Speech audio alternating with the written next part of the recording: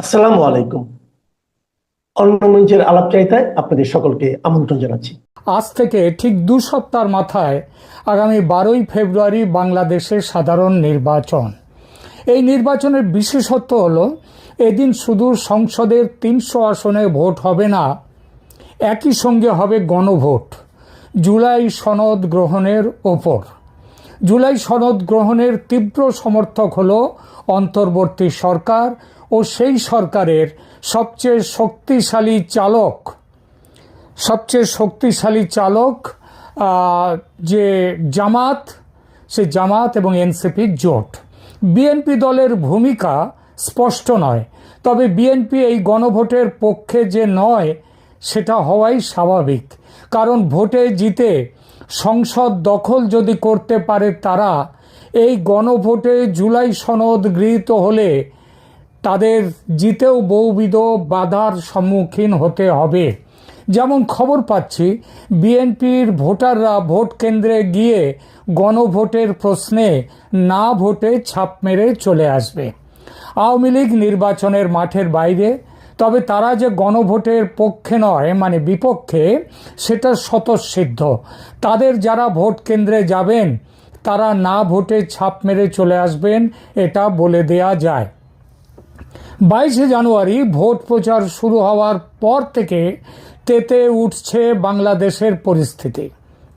ইতিমধ্যেই নির্বাচনী হাঙ্গামাতে সরকারি সূত্র মতে অন্তত 25টি প্রাণ গেছে। এই স্পিডে খুনোখুনি চললে বাকি যে 14 দিন এখনো আছে ভোটের, তার মধ্যে মৃত্যুর সংখ্যা 100 পেরিয়ে গেলেও অবাক হওয়ার কিছু থাকবে না। তারপরে আবার আছে ডি ডে, অর্থাৎ আসল দিন 12ই ফেব্রুয়ারি, ভোটের দিনের সংঘাত। সেদিন যে কত রক্ত ঝরবে, কত প্রাণ যাবে, সে দেবা ন জানন্তি কুতো মনুষ্যা। কারণ বাইরে তো অস্ত্র প্রচুর, লুট হওয়া অস্ত্র, পাকিস্তান থেকে জাহাজ ভর্তি করে আসা অস্ত্র সন্ত্রাসীদের হাতে, মৌলবাদীদের হাতে, সেসব তো আছেই। সুতরাং বহু প্রাণ এখনো বলিদান হবে। কিন্তু এত কিছুর পরেও কি ভোট আদৌ হবে 12 তারিখে? সংশয় কিন্তু তীব্র হচ্ছে দিনকে দিন।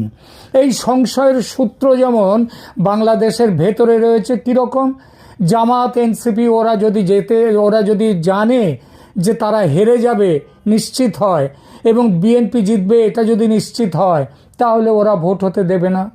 সুতরাং এই যে ভোট হবে কি হবে না, এই সংশয়ের সূত্র যেমন বাংলাদেশের ভেতরে আছে, তেমনি আছে বাংলাদেশের বাইরেও। গত কয়েকদিনের ঘটনা প্রবাহের দিকে একবার নজর করুন। 5 আগস্ট 2024-এর সময় থেকেই বাংলাদেশের বর্তমান শাসকদের ভারত বিরোধী হুঙ্কার সমানে চলছে। সেই হুঙ্কারের অর্থাৎ ভারত বিরোধিতার যদি একটি গ্রাফ আঁকা যায়, তবে দেখা যাবে গত বছরের সেপ্টেম্বর অক্টোবরে গ্রাফ যতটা ওপরে ছিল, গত 3-4 মাসে সেই গ্রাফ, মানে বিশেষ করে গত 1.5-2 মাসে সেই গ্রাফ নিচে নামতে শুরু করেছে। এখন এই মুহূর্তে সেটা একেবারে সরল রেখায় না মিললেও আগের তুলনায় অনেকটাই ওপর থেকে নিচে নেমে এসেছে। ক্রিকেটের গোলমালটা ছেড়ে দিন, ওটা আসিফ নজরুলদের মতো কয়েকটা মাথা মোটার পাকামো আর পাকিস্তানের তোল্লাই খাওয়ার পরিণাম। ওই যে পাকিস্তান বলেছিল তোমরা বয়কট করো, আমরাও বয়কট করব, তারপর ঠিক সময়ে পাকিস্তান কেমন সুন্দর পিছিয়ে গেল, এখন মর বাংলাদেশ, তুই মর। তো এই জায়গায় এনে দিয়েছে। বাংলাদেশের ভোটের বাজারে ভারত বিরোধিতা অনেক উচ্চগ্রামে উঠবে এই ভোটের সময়, এটা ভাবা গিয়েছিল, কিন্তু লক্ষ্য করে দেখুন তা কিন্তু ওঠেনি। তারেক জিয়া ভারতের সঙ্গে একটি সমঝোতা করে দেশে ফিরেছেন, এটা তো বহুল প্রচারিত খবর। এটা নিয়েও আদৌ তেমন হইহল্লা নেই, যেন ভারত বিরোধিতার মানে হঠাৎ কেউ সেই ভারত বিরোধিতায় লাগাম টেনে দিয়েছে। কিন্তু ঠিক এই সময়ই ভারতের পক্ষে থেকে বাংলাদেশে আশ্চর্য রকমের শক্ত অবস্থান নেওয়া হঠাৎই যেন শুরু হয়েছে।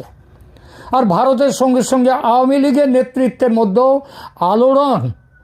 যারা অনেকটাই চুপচাপ ছিলেন গত প্রায় 16-17 মাস, তাদের সেই আলোড়ন হঠাৎই যেন তুঙ্গে উঠেছে। এর কোনো কিছুই বিনা কারণে নয়, বিনা কারণে হয় না। এসব কিছু কোনোটাই আলগা নয়, গভীর সুতো দিয়ে বাঁধা আছে সব কিছু। আওয়ামী লীগের প্রসঙ্গটা দিয়ে শুরু করি। জানুয়ারির দ্বিতীয় অর্ধে দিল্লিতে আওয়ামী লীগের দুটো মানে বড় প্রেস কনফারেন্স হয়ে গেল। এটা কিন্তু প্রথম। তার আগে আওয়ামী লীগের এই ধরনের কোনো প্রেস কনফারেন্স হয়নি। 23শে জানুয়ারিতে বিদেশি সাংবাদিকদের আয়োজিত কনফারেন্সে আবার শেখ হাসিনা প্রধানমন্ত্রী হিসেবে অডিও বার্তা দিলেন, এবং সেই যারা এর আয়োজক, সেই আয়োজক যে সংস্থা, সেটা হচ্ছে একটা foreign correspondents club for south Asia. এই যে সংগঠন, মানে ভারতের কোনো সংগঠন নয়, তারা তাদের অডিটোরিয়ামে যে নিমন্ত্রণ পত্র ছাড়লো, সেখানে লিখে দিয়ে দিল প্রধানমন্ত্রী শেখ হাসিনা তিনি অডিও বার্তা দেবেন এখানে। ব্যাপারটা বুঝলেন? প্রধানমন্ত্রী সেই 23শে জানুয়ারি সফল হলো, কানায় কানায় ভর্তি হলো, এবং ভারত সরকার না চাইলে, ভারত সরকার বাধা দিলে এটা হতেই পারতো না, কিন্তু ভারত সরকার বাধা দেননি। এবার শেখ হাসিনা প্রধানমন্ত্রী হিসেবে সেই কনফারেন্সে অডিও বার্তা দিলেন।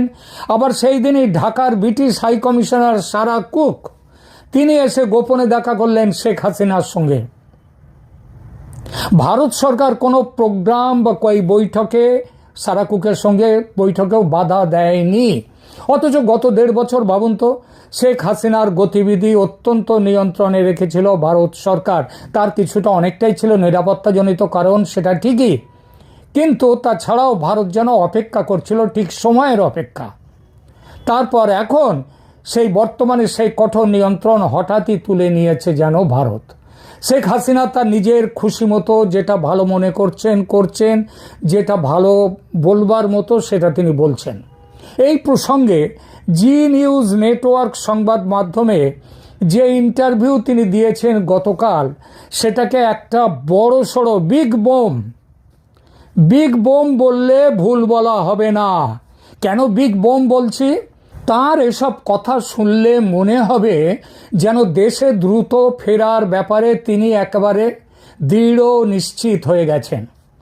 আজ থেকে 1 সপ্তাহ আগে আমি ঘোড়ার মুখের খবর উদ্ধৃত করে প্রধানমন্ত্রী হাসিনা ফেব্রুয়ারি মার্চের মধ্যে দেশে ফিরবেন এই শিরোনামে একটি প্রতিবেদন করেছিলাম।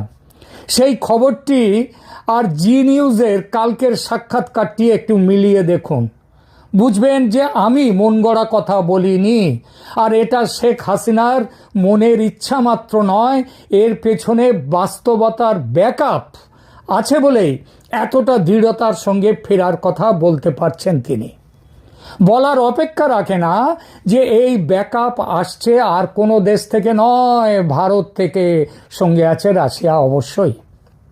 এবং কেবলমাত্র ভারত থেকে এই সংবাদটা শেখ হাসিনার কাছে আসার ফলেই শেখ হাসিনা এতটা তিনি সাহসী হয়ে গেছেন, নিশ্চিত হয়ে গেছেন যে তিনি বাংলাদেশে ফিরবেন, এবং এই ফেব্রুয়ারি মার্চের মধ্যেই।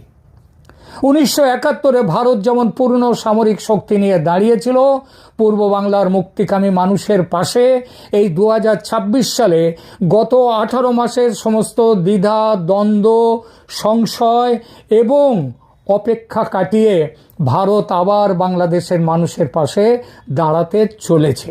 সেই সিদ্ধান্ত নিয়ে ফেলেছে পুরোপুরি ভারত। আর গত 1 সপ্তাহ ধরে যা করছে ভারত, তা এই সিদ্ধান্তের সঙ্গেই তাল মিলিয়ে।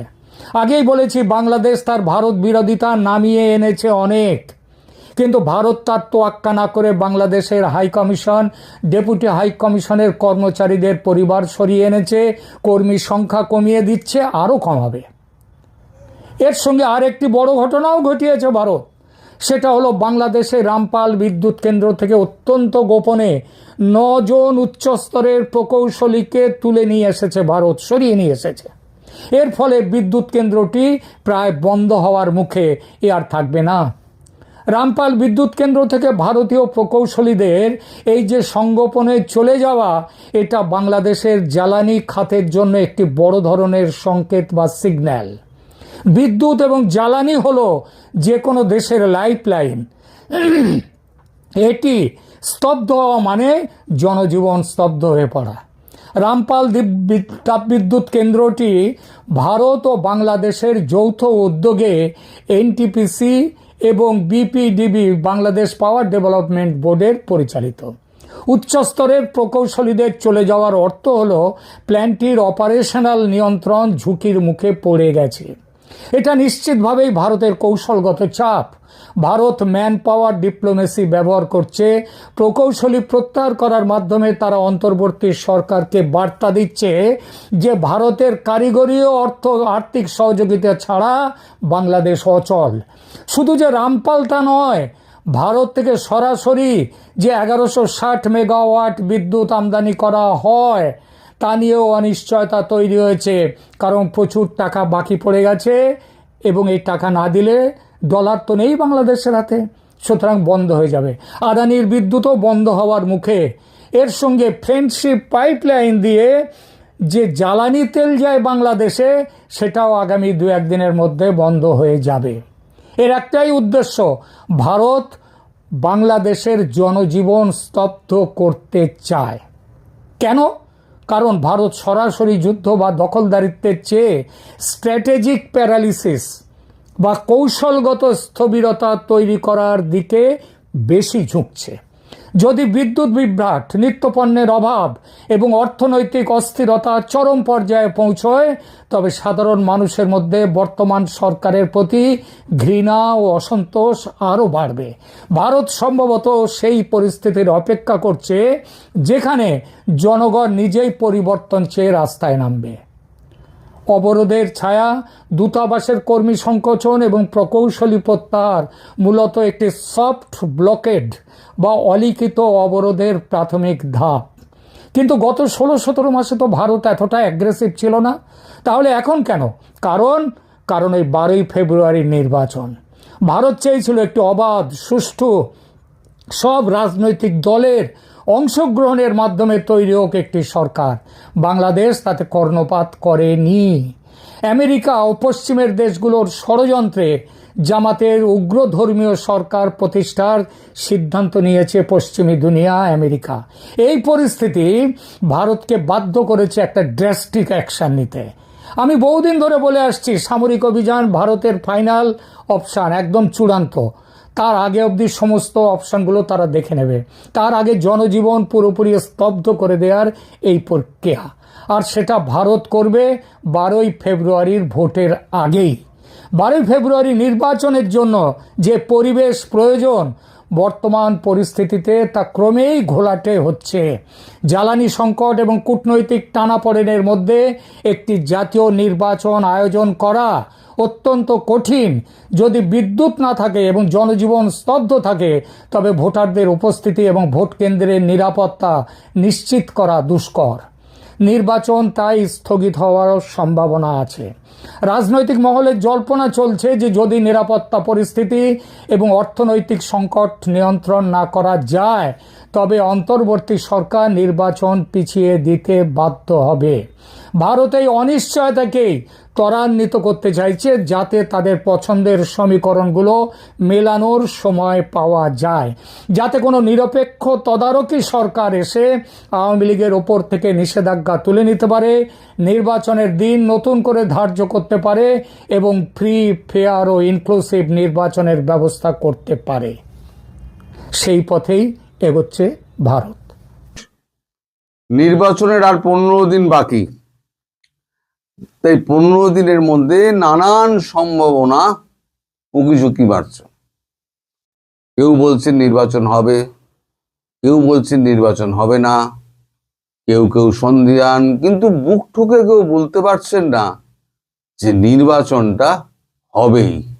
আমি তো বলি হবে না, তবুও যদি আমি বলেছি যদি নির্বাচন যদি হয়ও, তাহলে ওই একপক্ষীয় নির্বাচন হবে, মেটিকুলাস ডিজাইনের মাধ্যমে নির্বাচন হবে, যে নির্বাচনের কোনো রকম মান্যতা পাবে না আন্তর্জাতিক দুনিয়ায়। সেক্ষেত্রে এক ঘরে তো হচ্ছে, টিকিট নিয়েও তো এক ঘরে হয়ে গেল। বাকি রইল সারা বিশ্বের নজর এই নির্বাচনের ওপরে। এখন ইউনূস যতক্ষণ এই সিংহাসনে বসে আছেন না, জানবেন কোনো কিছুই নির্বিঘ্নে কিন্তু হবে না, তার মধ্যে একটা মেটিকুলাস ডিজাইন থাকবে। কিন্তু আমি বলেছিলাম নির্বাচনের আগে কিন্তু শুরু হয়ে যাবে এবং পরেও কিন্তু চলবে একটা রক্তক্ষয়ী সংঘর্ষ। তার সূত্রপাত কিন্তু শুরু হয়ে গিয়েছে, একে অপরকে গালাগাল এবং মারপিট দিয়ে শুরু হলো। নানান রকম ভিডিও আমার কাছে আসছে, যেমন এক নেতার জামাতি নেতার একটা ভিডিও এসছে, তিনি মির্জা ফখরুলের বিএনপি নেতা মির্জা ফখরুলের পূর্বপুরুষকে রাজাকার বলে ডেকে দিয়েছেন। তিনি বলেছেন যার পূর্বপুরুষ রাজাকার তার মুখে রাজাকারদের কথা মানায় না। একেবারে বিএনপিকে একেবারে ঠুকে দেওয়া, মির্জা ফখরুলকে ঠুকে দেওয়া মানে বিএনপিকে ঠুকে দেওয়া, অর্থাৎ বিএনপির সঙ্গে আমাদের জামাতিদের প্রকাশ্যে একটা বিরোধ লেগে গেল। এইবারেতে কি বিএনপি চুপ করে বসে থাকবে? বিএনপিতে চুপ করে বসে থাকবে না। কিন্তু একটা জিনিস কিন্তু মাথায় রাখবেন, বিএনপি কিন্তু আবার আওয়ামী লীগ কেউ কিন্তু একে অপরের বিরুদ্ধে এখনো পর্যন্ত কোনো কথা বলেনি, না আওয়ামী লীগ বলেছে না বিএনপি কেউ বলেছে, মানে নেতৃত্বের কথা বলছি, কেউ কিন্তু বলেননি। সুতরাং এখানে একটা সম্ভাবনা লুকিয়ে চুরিয়ে অঙ্ক একটা থাকলেও থাকতে পারে, কি অঙ্ক আছে তা আমি জানি না। এবং কালকে আবার একটা জানা গেল একটা ডিম থেরাপির কথা গল্প বেরিয়েছে। এখন আমাদের নাসিরুদ্দিন পাটোয়ারি সাহেব, তিনি কোথাও ঢাকা ওই 8 আসনে বোধহয় দাঁড়িয়েছেন, হ্যাঁ, সেখানে তিনি এখন প্রচারে গেছিলেন। আর প্রচুর পচা ডিম তাকে বা এমনি ডিম বা ভালো ডিম তাকে মারা হয়েছে। এখন মারার তারপরে দেখা যাচ্ছে একটা ডিমের বাড়ি এসে ধারা পড়লো আমাদের নাসিরুদ্দিন পাটোয়ারি তার একেবারে মাথায়। তার ডিমের আঘাত কতটা আমি জানি না, এটা এত তুলোর শরীর তো নুনির শরীর হয়ে গেছে। 17 মাসে খেয়ে দিয়ে মোটা হয়ে হাঁসের মাংস টাংস খেয়েছে না, সব তো মোটা সোটা হয়ে গায়ে চর্বি হয়ে গেছে। এখন ফুলের গায়ে মূর্ছা যাচ্ছে। মূর্ছা যাচ্ছে কি, তারপরে দেখলাম একটা ছবি, সেটা হচ্ছে মাথায় ব্যান্ডেজ, ডিমের গায়ে মাথায় ব্যান্ডেজ নিয়ে, তাও আবার টুপির ওপরে ব্যান্ডেজ করা হয়েছে মেটিকুলাস ডিজাইনের। আর কি হতে পারে? আবার একজনের দেখলাম হাতে প্লাস্টার, একজন দুজন এরকম করে হাতটা দেখাচ্ছে, তার মানে ডিম মেরে হাত ভেঙে দিয়েছে, যা পৃথিবীতে একটা অসম্ভবের পর্যায়ে পড়ে।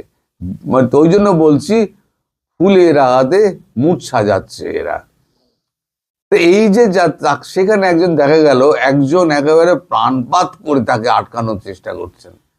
আবার একটা ভিডিও আমি দেখে তো অবাক, আরে কিছুদিন আগে তাকেই তো একদম বোমা পাওয়া গেছে, বোমা সহ পাওয়া গেছে বলে আওয়ামী লীগ বলে তাকেই তো ধরা হয়েছিল, ধরে হিড়ি করে তাকে পুলিশে নিয়ে যাওয়া হচ্ছে। তাকেই দেখলাম আবার নাসিরুদ্দিন পাটোয়ারিকে একেবারে মানে বুক দিয়ে আগলে রাখতে। তার মানে তিনি কি কোয়ার্টার চেঞ্জ করে ফেললেন? এই কিন্তু কোয়ার্টার চেঞ্জ করার ব্যাপারটা কিন্তু আমাদের এই বাংলায় কিন্তু আছে। এই বাংলার রাজনীতি কিন্তু ওই বাংলার থেকে খুব একটা কম নয়, কিন্তু আমাদের এখানে তো হিংসা হয় না। ধরুন আপনাদের ওখানে যেমন কেটে ঝুলিয়ে দিচ্ছে, পুকুরে ফেলে লাশ ভাসিয়ে দিচ্ছে, এরকম কিন্তু হয় না। আমাদের এখানে কি হয়, আমাদের এখানে গ্রামে গঞ্জে যে সমস্ত আছে, ধরুন সিপিএম 34 বছর রাজত্ব করেছে, 34 বছর রাজত্বে সিপিএম তো খুব কামিয়েছে, যারা ছিল তারা যা কামানোর কামিয়ে নিয়েছে। এই 34 বছর রাজত্বের পর যখন সেখানে তৃণমূল যখন এলো, তখন বেধড়ক পেটানি মার এমন পেটাতে শুরু করলো, সব পালিয়ে গেল। কংগ্রেসের আমল থেকে যখন সিপিএম এলো, সে একই ঘটনা ঘটেছিল। পরে দেখা গেল সিপিএম কংগ্রেসের পলাতক কর্মীগুলো সব সিপিএম এর নাম লিখিয়ে আবার ফিরে এলো। আবার পরে দেখা গেল এই যে তৃণমূলের হাতে যারা মার খেয়েছিল এতদিনে 34 বছরের শাসন করা সিপিএম এর, তারা সমস্ত এসে টুকটুক করে তৃণমূলের নাম ঢুকিয়ে তারা কিন্তু আবার যে যার গ্রামে ফিরে গেল এবং তৃণমূল সমর্থক হয়ে গেল। দেখুন, ক্ষমতা কোনোদিন কারো চিরকাল থাকে না, আবার একদিন ক্ষমতার হস্তান্তর হবে। যেমন 97 সালে সম্ভবত যখন বামফ্রন্ট সরকার 77 সালে ক্ষমতা এসছে, 97 সালে তখন 4বারের ক্ষমতা শেষ হয়ে 5বারের পঞ্চম দফা ক্ষমতায় যাওয়ার চেষ্টা করছে বামফ্রন্ট, তখন জ্যোতি বসু ডাক দিলেন যে আমরা পঞ্চম বামফ্রন্ট সরকার গড়ব, সবাই মিলে আমাদের সহযোগিতা করুন। সেই সময় একজন প্রতাপ একেবারে দুর্দণ্ড প্রতাপ একজন মন্ত্রী ছিলেন, তার নাম হচ্ছেন কলিমুদ্দিন শামস। একদিন আমি কলিমুদ্দিন শামসের বাড়ি গিয়েছি, তো রাত্রিবেলা গল্প করতে করতে কলিমুদ্দিন শামস হঠাৎ আমায় বললেন যে জানো তরুণ, আমরা এই নির্বাচন নিয়ে কথা হচ্ছিল, তখন আমার বললেন আমরাও একদিন চলে যাব। আমি বললাম কি বলছেন? তখন 20 বছর রাজত্ব হয়ে গেছে, 25 বছরে পা দেবে। আমি বললাম আপনারা পঞ্চম বামফ্রন্ট সরকার গড়তে যাচ্ছেন, এই সময় আপনি বলছেন যে আমরা চলে যাব? বললেন হ্যাঁ। আমি কি কোন অর্থে আপনি বলছেন?